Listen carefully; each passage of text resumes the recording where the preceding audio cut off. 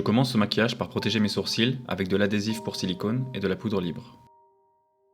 J'utilise ensuite de la vaseline pour protéger ma moustache, ma barbe et mes cils. J'applique un Derma Shield sur mon visage pour le protéger et permettre un démaquillage facile. La prothèse que j'utilise est en mousse de latex et couvrira une grande partie de mon visage. Je l'applique avec une colle médicale acrylique appelée ProZ. Je commence par le centre de mon visage, je laisse sécher et j'applique la prothèse. Je continue progressivement l'application du centre à l'extérieur de mon visage.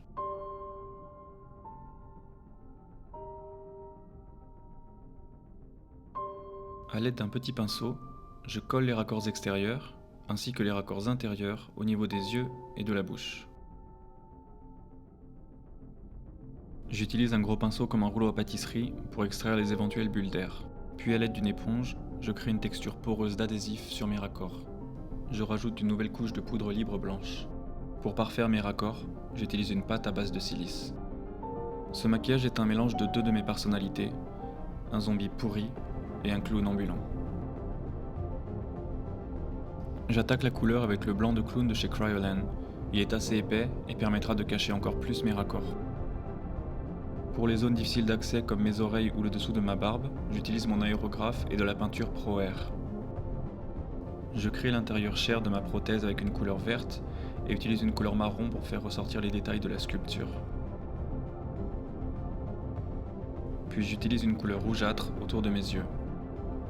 Je n'hésite pas à rajouter de la poudre blanche ou du blanc de clown pour aider les couleurs à se mélanger ou pour les estomper. Je continue à rajouter plusieurs couches de couleurs jusqu'à obtenir un résultat satisfaisant.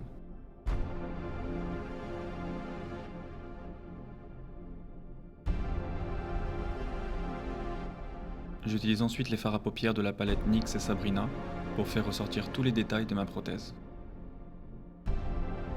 Le but ici est de faire ressortir toutes les ombres de la sculpture.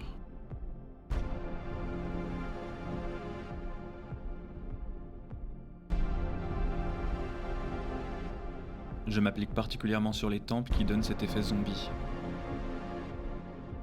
J'utilise ensuite des fards à alcool pour projeter des milliers de petites gouttelettes sur mon visage. Cela va créer une texture de peau et rendre le maquillage beaucoup plus réaliste. J'utilise ensuite un pinceau à poils durs coupé court pour ajouter une nouvelle texture de peau. Je peins dans la continuité de ma prothèse pour qu'on ne la distingue plus de mon visage. Puis, je rajoute un petit nez de clown en latex à ma prothèse. Un petit peu de poudre. J'adore incorporer de vrais matériaux organiques dans mon maquillage, j'ajoute donc de la mousse et des verres de farine séchée. Comme je ne pouvais pas coller la prothèse sur ma barbe, la mousse cachera tous les faux raccords. Je peins les dents de la prothèse avec des fards à alcool. Un petit peu de blush. J'utilise un fard gras bleu de la marque Ben Nye pour créer le motif de mon œil gauche.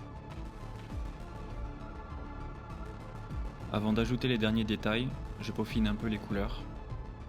J'utilise le Extremely Wet de chez Makeup pour ajouter ce côté gluant et organique. Je rajoute mes lentilles de contact et voilà le look fini.